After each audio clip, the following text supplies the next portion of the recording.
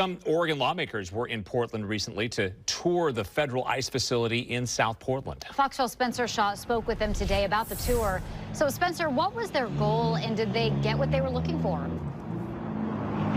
Well, Pete, Nora, the U.S. representatives and senators who toured this ICE facility behind me say their goal was to get the ICE facility to answer their questions about ICE's enforcement tactics. How do they decide who to arrest? How do they ensure due process is being followed? And do they help facilitate attorney and medical access? And these representatives and lawmakers say that none of those questions have been able to be answered.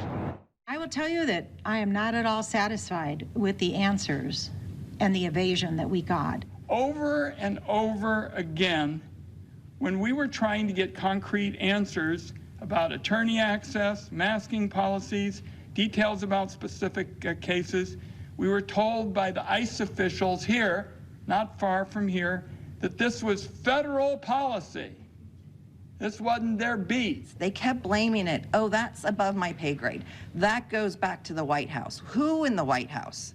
They could not tell us.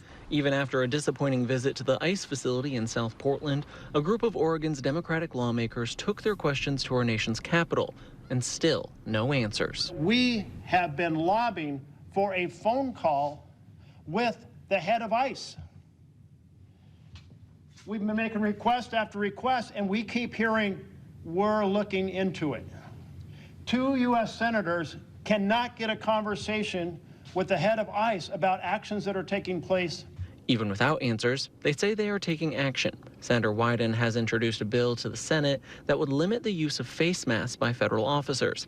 And Senator Merkley is sponsoring a bill that would require law enforcement officers and vehicles to be marked. But recent comments made by President Donald Trump are raising new concerns. But take a look at Portland sometime. These are wild, these are crazy people. And they're trying to burn down buildings, including federal buildings. But we're going to get out there, and we're going to do a pretty big number of those people in Portland. Portland does not need the military. We do not want them. We do not need them. We do not welcome them to come here under his orders. Now, another point made by these lawmakers is when they came to the ICE facility for their tour yesterday, they said they did not see any protesters outside, let alone violent ones, like Trump has repeatedly claimed. And even today, looking around, there are not very many protesters. There's 1 or 2 down the street holding signs. But earlier, people who were standing directly in front of the building were working for a Portland Immigration Rights Coalition, handing out these pamphlets that have both English and Spanish instructions on what your rights are when dealing with immigration patrol.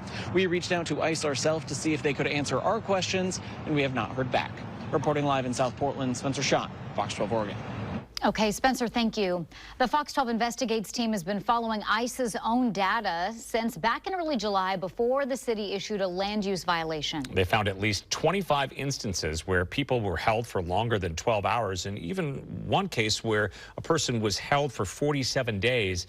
This directly broke the rules of the conditional use permit that the city has and that the facility operates under.